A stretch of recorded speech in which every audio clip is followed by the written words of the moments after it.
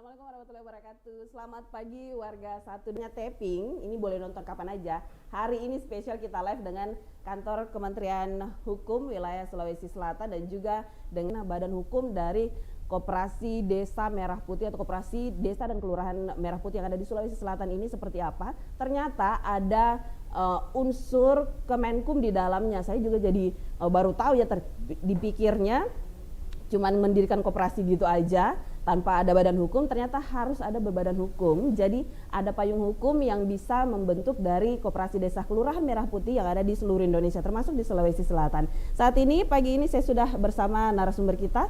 Di sebelah kanan saya ada Pak Demson Mariel, Kepala Divisi. Ini Pak Andi Basmal, Kepala Kantor Wilayah Kemenkum Sulawesi Selatan. Selamat pagi Bapak. Pagi Mbak Nila. Kabar sehat Pak ya? Alhamdulillah sehat. Baik. Paginya kali ya wajahnya. Jadi nggak perlu touch up. Dan selanjutnya ada Pak Idam Tamrin, pengawas KKMP Tamalan Ria. Assalamualaikum, selamat pagi Bapak Idam. Selamat pagi Bu. Sehat Pak ya? Alhamdulillah. Baik. Pagi ini kita akan membahas mungkin karena ini juga bikin saya penasaran dari awal. Ternyata pembentukan Kopdes dan Kelurahan Merah Putih ini harus berbadan hukum. Kita mungkin langsung ke Pak Kanwil dulu nih. Pak Andi Basmal, ternyata ada proses hukum yang harus dilalui untuk pendirian koperasi ini dari program Pak Presiden Prabowo. Seperti apa sih Pak untuk awal-awal? Pak Kadip Jangkung, Pak Demsong, makasih. Dan rekan-rekan semua bahwa memang kalau kita bicara pendirian koperasi desa Kelurahan Merah Putih ini koperasi Kelurahan Desa Merah Putih. Nah, untuk juga percepatan sebetulnya, sekaligus menggratiskan sebetulnya. Jadi waktu itu memang ada PNBP ya, tapi oleh Kementerian Hukum ini mengambil suatu kebijakan dan langkah cepat sebetulnya bagaimana percepatan pendirian koperasi Kelurahan Merah Putih ini. Oh jadi awalnya gratis Pak ya? Ya gratis untuk PNBP-nya ya, untuk pembentukannya. Namun ada notaris di sana. Nah, dari situ memang ada poin 9 ya, instruksi presiden itu di situ diperintahkanlah semacam instruksi ke Menteri Hukum bahwa harus mendukung percepatan ini. Nah, dari 80.000 ya desa kelurahan seluruh Indonesia ini untuk Sulsel itu jumlahnya 3.059. Lumayan banyak Pak ya. Nah, kalau tadi kita lihat impres ini kalau tidak salah 27 Maret 2025 ini kita selesaikan pembentukannya ini hanya kurang lebih 4 bulan sebetulnya. Di Juli ya, Pak itu sudah semua berbadan hukum. Jadi alhamdulillah memang karena memang waktu itu memang semua kementerian di sana banyak ya kementerian terlibat di sana, misalnya Kementerian Hukum, Kementerian Dalam Negeri, termasuk Kementerian Koperasi, Kementerian Desa, bahkan gubernur memang ditunjuk selaku ketua tim gugus tugas ya percepatan pembentukan koperasi Desa Merah Putih ini. Nah alhamdulillah memang setelah impres keluar ini seluruh kementerian yang terlibat selalu koordinasi, kolaborasi dalam rangka percepatan pembentukan Desa Kelurahan Merah Putih. Kira-kira itulah gambaran umumnya sebetulnya. Mungkin bisa dijelaskan juga nih Pak Kanwil, apa manfaat ketika Kopdes Kelurahan Merah Putih ini berbadan hukum? Nah, manfaatnya memang penting kita pahami bersama bahwa setiap namanya usaha itu harus berbadan hukum sebetulnya. Olehnya itu Kementerian Hukum waktu itu kantor wilayah ini selaku pendaftar ya, penerima pendaftaran meneruskan pendaftarannya itu kepada di Jenahu sebetulnya bersama dengan notaris sebetulnya selaku pembuat akte itu. Jadi kantor wilayah ini memang punya peranan yang sangat penting sebetulnya memberikan Sulsel khususnya karena memang wilayah kerja kami Sulawesi Selatan. Olehnya itu saya sampaikan sekali lagi bahwa untuk memberikan semacam kepastian hukum, pelindungan hukum, maka seluruh koperasi Desa Kelurahan Merah Putih ini disahkan ya di Jenahu untuk berbadan hukum. Itu kita lakukan cepat, memang kita lakukan. Itu kurang lebih hanya 4 bulan saja Pak ya, semuanya alhamdulillah semuanya sudah berbadan hukum. Mengenai proses sehingga Kopdes Kelurahan Merah Putih ini bisa berbadan hukum, awalnya agak ribet nggak sih Pak? Ini cukup lumayan banyak loh Pak, 3.059. Izin Pak Tanir, langsung menginstruksikan kepada seluruh kantor wilayah untuk memberikan sesuai tugas dan fungsinya percepatan untuk pembentukan Koperasi Merah Putih. Nah, tugas dan fungsi kami sebenarnya kan ada di ujung, di ujung itu pengesahan badan hukumnya.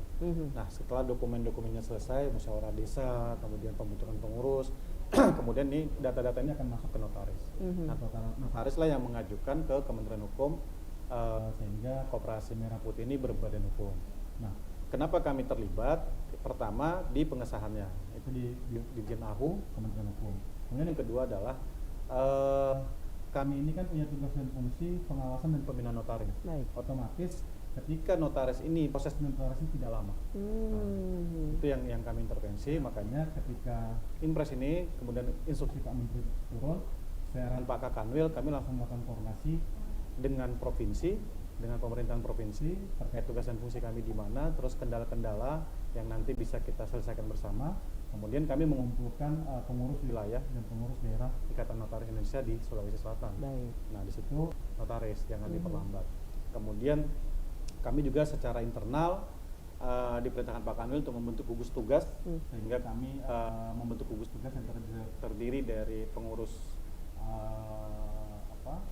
kabupaten, dinas koperasi kabupaten, kemudian ada juga dengan notaris yang terlibat dalam pembentukannya. Tiap hari bekerja mengkoordinasikan, kami juga membentuk gugus komunikasi melalui WhatsApp group dengan tim. Cukup banyak sih kendalanya. Yang pertama itu anggaran yang 2,5 juta ya, 2 juta. Jadi memang sudah ada MOU antara Ikatan Notaris Indonesia dengan Kementerian Koperasi bahwa biaya pembuatan aktanya, akta notarisnya itu 2.500.000. Ternyata biaya ini cukup berat ya buat koperasi-koperasi ini, Mbak Nila. Berarti memang koperasi yang sudah ada, dia mungkin mau perubahan kan memang di notaris coba untuk berkomunikasi dengan notaris. Bagaimana biaya ini ada yang memang kabupaten tidak cukup kuat untuk menanggungnya, dilakukan negosiasi lagi supaya tidak full 2.500.000. Nah, hal seperti itu salah satu kendala. Kemudian secara administrasi juga banyak kendala. Tidak punya PWP, Mbak Nila. Jadi itu lagi yang diproses bikin lama. Jadi memang kami menempatkan diri karena memang Pak Menteri perintah, pokoknya harus 100%. Kami jadi hub ini menghubungkan, ini permasalahan sini kami hubungkan kemana, ini permasalahan di sini. Padahal cuma beberapa bulan Pak ya. Ini harus 100%, ini apa sih agak ribet. Tapi alhamdulillah selesai sih Mbak Nila. Itu selesai. Ya Pak Kanwil monitor terus tiap hari kan. Jadi juga kita kerjaan juga tiap hari. Ceritanya cukup unik dari Pak Kadif, saya juga ingin dengerin dari Pak Idam. Iya. Awal pengurusannya emang seribet itu nggak sih Pak? Atau kendala ada tidak juga yang sama dengan 2.500.000 ini atau apa aja kendalanya? Terima kasih. Saya ingin cerita dulu sejak awal pembentukan Koperasi Merah Putih Taman Raya, bahwa pertama kami dapat sosialisasi tentang pembentukan Koperasi Merah Putih di Kota Makassar itu tanggal 21 Mei 2025 ini. Itu pun memang koperasi kelurahan kelihatannya belakangan. Awalnya itu mendahulukan dulu koperasi desa, sehingga ketika ada sosialisasi koperasi di kelurahan, kita segera diminta untuk segera membentuk pengurus koperasinya. Berarti baru, Pak? Baru. Kebetulan di Taman Raya itu kami koperasi baru, bukan koperasi yang disampaikan tadi ada perubahan, bukan perubahan anggaran. Kami koperasi baru yang dalam bentuk besoknya. Setelah sosialisasi besoknya langsung lurah minta agar supaya kita segera membentuk musyawarah khusus untuk pembentukan pengurus koperasi. Dari pengurus koperasi itu melakukan pertemuan, alhamdulillah teman-teman yang ditunjuk menjadi pengurus punya kemauan yang kuat. Sehingga segera kita berkoordinasi dengan notaris untuk pembentukan akta pendiriannya. Syarat-syarat yang dibutuhkan kita sudah siapkan, dan alhamdulillah di notaris tempat kami membuat akta notaris nomor 1 tahun 2000. Ya. Kemudian selanjutnya dari notaris meneruskan ke Kementerian Hukum dan HAM. Upaya pengurusannya? Termasuk biayanya ini, alhamdulillah kami di Makassar itu ditanggung oleh pemerintah kota. Koperasi kelurahan? Kota Makassar itu 153. 153 koperasi merah putih yang terdaftar. Tapi kalau dari keseluruhan Sulsel yang paling lama dan mungkin ada yang di ujung-ujung waktu yang selesai itu daerah mana? Yang paling lama yang ada kepulauannya ya. Memang kan Pangkep. Pangkep. Jadi salah satu kendala memang adalah kepulauan, karena memang kan mungkin jaringan internet juga, kemudian mereka juga harus ke ibu kota kabupatennya. Nah ini memang jadi Pangkep itu yang kemarin itu kita monitor benar karena memang tapi alhamdulillah jadi memang 27 Maret impresnya keluar tanggal 12 Juli. Nah ini unik ini Mbak Nila, tanggal 12 Juli ketika hari koperasi Sulsel itu 100% Pak. Pas hari koperasi kita 100%. N semua? Ya, N semuanya itu. Baik. Izin saya minum sebentar Pak. Mungkin saya ke Pak Kadif deh. Pak Kadif, sedikit, karena kalau sudah berbadan hukum ini kemudian ke depan bagaimana, apakah ada lagi kontinuitas pemantauan secara keseluruhan kepada seluruh koperasi desa ini? Jadi kalau pengawasan koperasi sendiri kan di Kementerian Koperasi ya, Mbak Nila. Tapi memang nanti hubungan dengan kita itu ketika misalnya akta koperasi ini ada perubahannya. Jadi misalnya perubahan pengurus itu harus dilaporkan ke kita, kemudian perubahan anggaran dasar itu harus dilaporkan ke kita. Nah, termasuk ketika mereka Koperasi Merah Putih ini kan sekarang kita dorong nih untuk mendaftarkan mereknya, sehingga entitas usahanya itu punya identitas yang jelas gitu dan punya posisi market. Nanti mungkin lebih jelas terkait merek kolektif mereka akan daftar ke kita. Betul sekali, karena kalau dilihat dari isinya mungkin Pak Idam di Koperasi Desa Merah Putihnya ini apa saja yang ada di dalam, Pak? Kegiatannya maksudnya.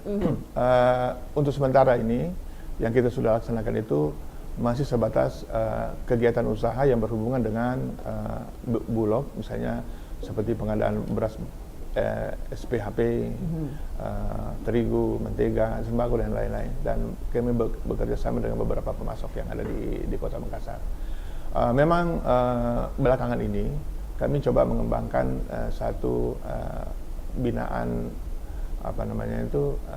pembuat kue, baik tradisional maupun modern di sekitar di sekitar koperasi kita, sehingga kita coba beberapa hari ini sudah menjual, alhamdulillah hasilnya cukup bagus. Berarti mulai memasukkan UMKM dalam koperasinya. Iya, sudah mulai. Dan alhamdulillah kali ini kita bekerja sama dengan Ketahanan Pangan, sehingga setiap dilakukan pasar murah, pangan murah, gerakan pangan murah, itu kami dilibatkan untuk bisa ada standnya khusus untuk Koperasi Merah Putih Taman Raya. Baik. Hari ini kebetulan ada kegiatan itu, dan yang kami pasarkan hanya 1-2 jam sudah habis. Nanti ke depannya bisa. Berarti sudah mulai terlihat dan terdengar begitu, Pak ya? Iya, maksudnya kami tertarik dengan yang disampaikan tadi itu. Ada merek kolektif sehingga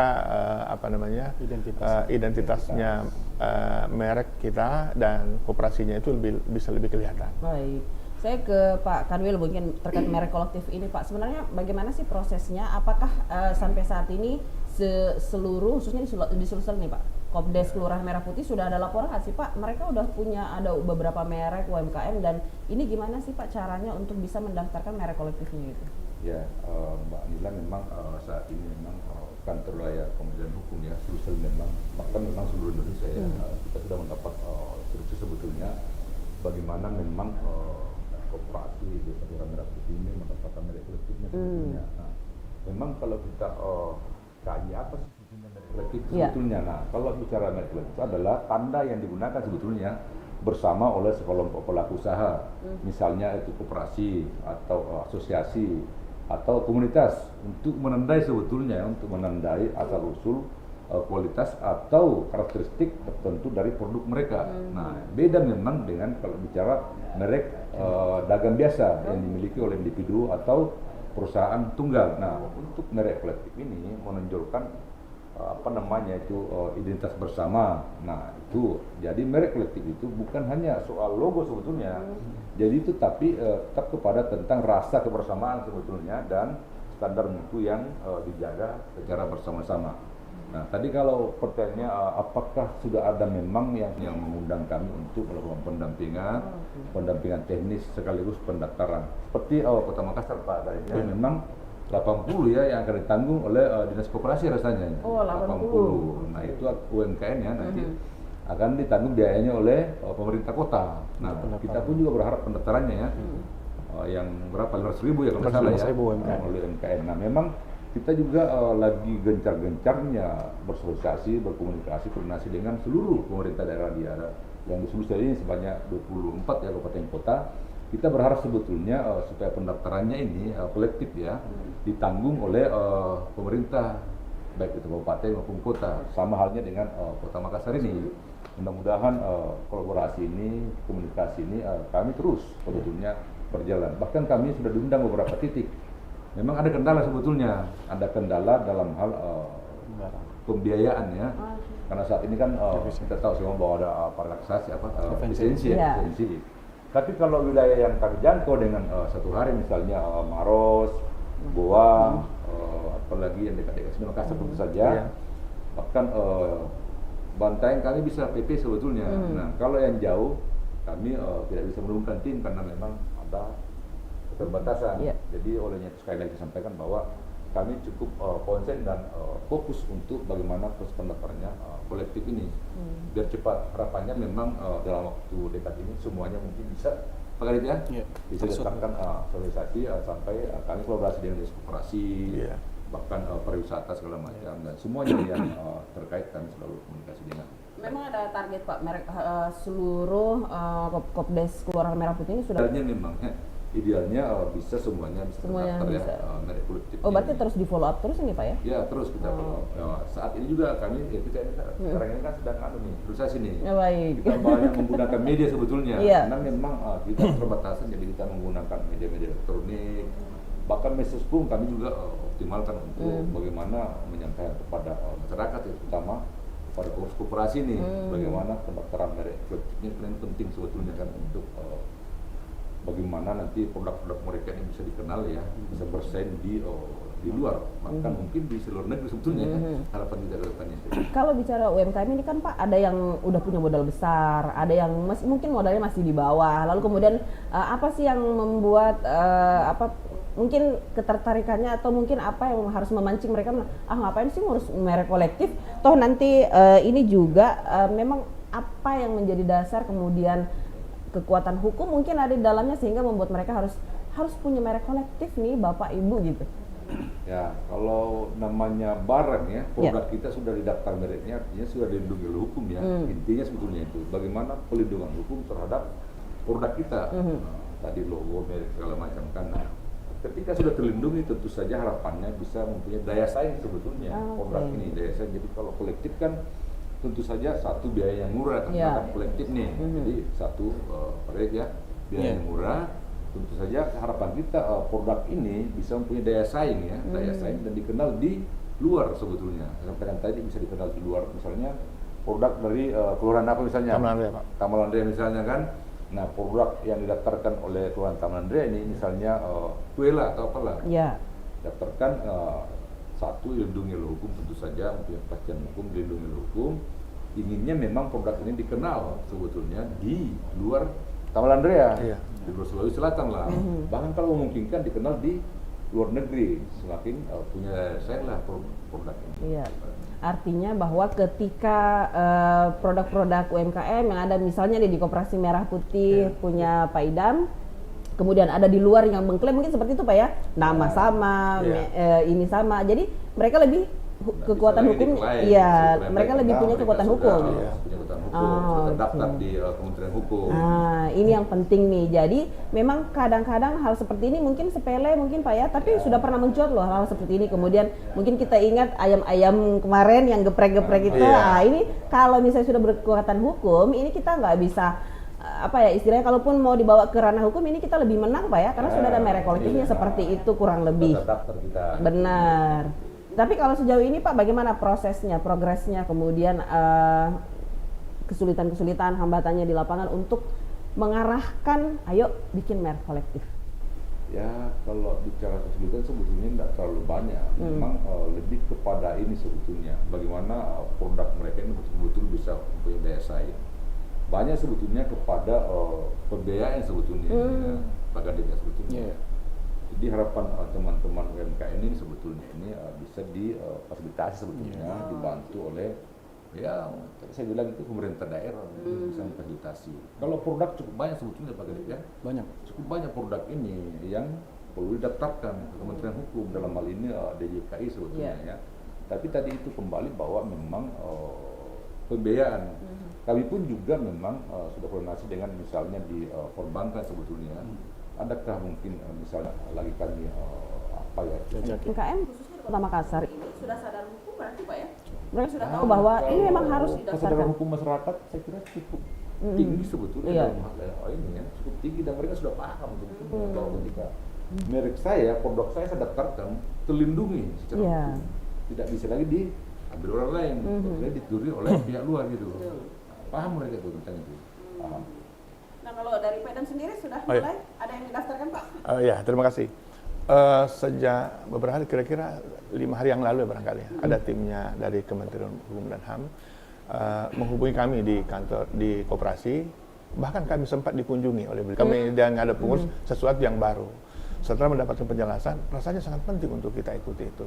Saya diperlihatkan beberapa dokumennya, rasanya memang namanya kekuatan hukum dan pasti juga mempunyai kekuatan dalam hal bersaing. Kenapa? Ada salah satu dokumen yang mengatakan bahwa antara pemilik pernyataan yang kami antara cita rasanya ada sesuatu yang kami buat, kita membuat standar, sehingga misalnya karena kami kan rencananya mau membuat merek kolektif kita itu kue tradisional dan modern, ya. Bahan kan ini betul-betul menjadi punya nama. Nanti kita membuatkan semacam sehingga kalau misalnya dia itu akan mempunyai kualitas yang bisa di Taman Rea. Nggak ada tempat lain gitu Pak ya? Oke. Baik, mungkin saya ke Pak Kadis yang kalau bicara soal merek kolektif dan ini sudah berbadan hukum, ini sudah lengkap banget nih Pak. Nah kira-kira apa lagi yang harus mungkin disarankan kepada pemilik koperasi mungkin atau mungkin kepada UMKM yang nantinya mau masuk ke koperasi desa kelurahan yang ada di Sulsel? Ya. Jadi Mbak Nila, sebenarnya koperasi merek pot ini kan potensinya sangat besar Mbak Nila ya. Bahkan kami di Kanwil sendiri salah satu hak kekayaan intelektual itu kan ada namanya indikasi geografis. Nah, indikasi geografis ini produk-produk yang memang menunjukkan asal suatu produk. Kemudian tidak kayak contohnya kalau di Sulsel itu ada kopi Bantaeng gitu. Itu sudah terdaftar indikasi geografis. Kemudian ada kopi Toraja, ada banyak lah di Sulawesi Selatan. Nah, malah ini kita dorong sekarang petani-petani untuk masuk koperasi merah putih. Supaya apa? Karena kan gini, sebenarnya koperasi merah putih ini kan kita harapkan kan program Bapak Presiden ini kan kita berharapnya koperasi merah putih ini entitas bisnisnya going concern ya, atau akan ada selamanya gitu. Nah, namanya entitas bisnis, dia pasti harus menempatkan bisnisnya itu di market. Nah, ketika dia masuk market, dia harus punya identitas, Mbak Nila. Nah, identitas pertama itu merek, pasti merek.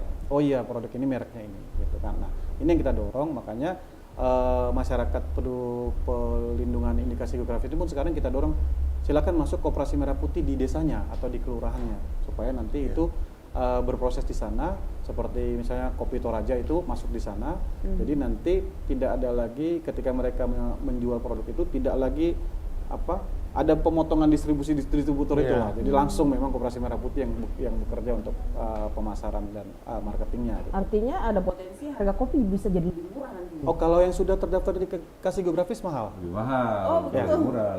Tapi lebih ini ya, lebih aman artinya dari sisi merek, hukum dan sebagainya. Jadi kalau Mbak Nila sekarang, misalnya nih Mbak Nila nih cari kopi Toraja, Arabica Toraja yang asli gitu ya, banyak yang klaim. Tapi yang kita akui itu yang memang sudah terdaftar di indikasi geografis dan petaninya terdaftar. Nah, petani-petani ini yang ngeluarin memang itu kopi Toraja asli. Kalau yang luar kita nggak bisa pastikan. Nggak bisa dijamin. Toraja asli atau yang kopi dari mana itu diklaim Toraja. Iya benar. Kira-kira di kopi itu kan kopi Bantaeng itu kan kopi Bantaeng. sebelum daftar mereknya itu kan harganya sekilo itu hanya 200-an kan. Sebelum terdaftar IG Pak. Sebelum terdaftar IG-nya kan. Nah, setelah terdaftar IG-nya itu harganya sampai 700.000 loh. Betul. Berarti menguntungkan petani. Apalagi kalau ini kolaborasi dengan KMP, wah ini akan semakin kuat. Baik. Mungkin kalau bicara lebih banyak soal merek kolektif ini kalau diungkap secara terus-menerus ini pasti karena kita waktunya juga sudah terbatas ini. Pak Idam silahkan apa yang ingin disampaikan terkait dengan Kopdes Kelurahan Merah Putih Taman Rea, kemudian nantinya bagaimana dengan upaya memiliki merek kolektif sendiri. Kami sudah sementara persiapan sejak kunjungan dari timnya Kementerian Hukum ke tempat kami. Secara dokumen kami sudah persiapkan. Cuma karena memang ada keterlibatan dokumen yang berhubungan dengan pihak ketiga, sehingga tidak segera kami sampaikan ke sini. Target kami semula itu hari ini kita sudah bisa tuntaskan semua, karena masih ada pihak ketiga yang harus, misalnya tadi tanda tangan dokumen dari anggota semua, KTP dan lain-lain dari anggota semua, karena mereka harus kami daftarkan. Tapi yang pasti hari ini kami sudah sepakat dengan mereknya. Mungkin pada kesempatan ini sekali saya sampaikan juga bahwa merek kue tradisional dan modern yang kami produksi nanti mereknya kue tak. Jangan disebut dulu, Pak. Oh, belum. Kami khawatir sudah ada Nanti, merek itu. oh iya benar. Rencananya kan. Rencana ya. Harus harus dicek dulu. Iya. nanti kan. Nah, takutnya Ada pameran, langsung habis rupanya. Oh, sudah. Jadi kami sudah cek di beberapa sebelumnya ada beberapa yang terakhir ini rasanya sudah tidak ada lagi dan sudah memungkinkan kayaknya secara merek ya. Berarti lumayan lama itu untuk mendapat ini Karena, Pak ya? Iya, karena kan merek banyak sekali. Iya benar. Banyak sekali dan tidak boleh sama. Tidak boleh sama. Baik. Ya kalau misalnya kita tidak mau terdaftar sih boleh-boleh saja. Tapi kan kalau tidak mau terdaftar harus. Ya, berapa banyak? Kami sih berharap sebenarnya secara anggota nih. Target kami itu sebenarnya di akhir tahun nanti itu bisa mencapai 500. Oh. 500. Sementara masih belum sampai harapannya. Semakin banyak orang yang berminat untuk menjadi anggota koperasi. Baik. Nah, kemudian yang menjadi binaan sementara itu memang ada beberapa. Nanti tanggal 25 bulan ini akan ada pembinaan bersama dengan dari keuangan dilaksanakan di kantor koperasinya Merah Putih. Ya. Kelurahan di Sulsel. Jadi sebelum saya closing ini saya ingin menyampaikan Baik. informasi bahwa sebetulnya kalau mendaftar merek kolektif ini sebetulnya kan mungkin masyarakat juga belum tahu ya apa itu sebetulnya persyaratannya sebetulnya. Mudah sebetulnya mudah. Itu hanya yang pertama itu misalnya ada logo merek atau label sebetulnya ya tadi sudah dijelaskan oleh Pak Idam ya. Lalu yang kedua memang ada semacam salinan sebetulnya ya, salinan penggunaan merek yang dimaksud kolektif itu kan. Terus ada rekomendasi jika itu UMKM ada rekomendasi ya. Terus yang keempat memang ada pernyataan ya Pak Kadi ya. Surat pernyataan UMKM kalau dia melalui UMKM. Nah, yang terakhir memang ini karena sudah menjadi ketentuan pakem ya bahwa memang harus ada PNBP-nya ya. Ya. Penerimaan negara bukan pajak, tapi sebenarnya hanya 200.000 sebetulnya. Nah di Makassar ini kan sudah ditanggung oleh apa namanya Dinas Koperasi. Dinas Koperasi. Alhamdulillah. Ini informasi baru buat kami. Tapi hanya 80 kalau salah Pak Kadi. 80 sementara ini. 80 koperasi. Nah, jadi sekali lagi sampaikan kepada kita semuanya ya, kepada seluruh pengurus koperasi, ayolah berlomba-lomba daftarkan merek dan supaya nanti ketika produk kita yang sudah terkenal, sudah dibeli di mana-mana, laku di mana-mana, bisa diambil orang ini. Nah, kalau orang lain daftar nanti kita yang rugi, padahal kita yang punya produk ini. Nah, itu perlu semacam pelindungan hukum ya. Mudah sebetulnya tadi kan. Yang kedua saya sampaikan kesempatan ini kami juga berharap kepada seluruh pemerintah daerah ya kabupaten kota di Sulsel ini, mari kita dukung kita UMKM ini biar memudahkan mereka dalam hal pelindungan hukum terhadap produknya koperasi-koperasi masyarakat ini biar semacam peduli itu semakin karena memang kalau kita bicara konsep sebetulnya Pak, bagaimana memajukan ekonomi sebetulnya dari desa itu sebetulnya kan konsep besarnya Presiden Prabowo ini. Itu ya, supaya mudah-mudahan pemerintah semakin peduli terhadap kemajuan ekonomi dari pinggir ya, dari pinggir ini, dari desa, dari kelurahan itu. Apalagi ini kan baru di awal, jadi mungkin dibantu di awal dulu karena setelah itu sudah bisa berdiri, nggak mungkin dibantu terus-terusan begitu. Kalau sudah mandiri kan sudah bisa. Sudah aman. Baik, silakan dari Pak Kadif. Ya, kalau dari saya, Mbak Nila, memang kita sekarang ini lagi berproses untuk melakukan sosialisasi yang masif ya terkait merek kolektif ini. Nah, kemarin kita sudah bertemu dengan Kepala Dinas Koperasi UKM Provinsi Sulsel dan memang ada nanti kesepakatan dengan Pak Kepala Dinas itu bahwa nanti di sana ketika pembekalan itu kita akan diberikan slot waktu untuk merek kolektif ini, Mbak Nila. Jadi kita ini membentuk identitas usaha mereka, terus bagaimana dan kami berharap memang program Pak Presiden ini bisa terus berjalan dan membangun ekonomi di kita berharap bahwa apa yang menjadi peran sentral dan bikin adem lah istilahnya, karena ada merek atau mungkin ada juga yang saya mau daftar merek kolektif aja dulu, belum mau ke Kopdes, boleh langsung ke kantor Kemenkum Pak ya? Boleh tanya. Baik, saya Kamila Kadif sampai di sini. Terima kasih Pak Kadif, Pak Kadil, Pak Idam, terima kasih untuk bersamanya bersama RRI. Dan tentunya kita berharap apa yang disampaikan ini karena sosialisasi juga nih, jadi bisa sampai ke pendengar dan juga pemirsa RRI manapun berada. Saya Kamila Kadil, RRI 124, terima kasih. Sampai jumpa. Wassalamualaikum warahmatullahi wabarakatuh. Waalaikumsalam warahmatullahi wabarakatuh.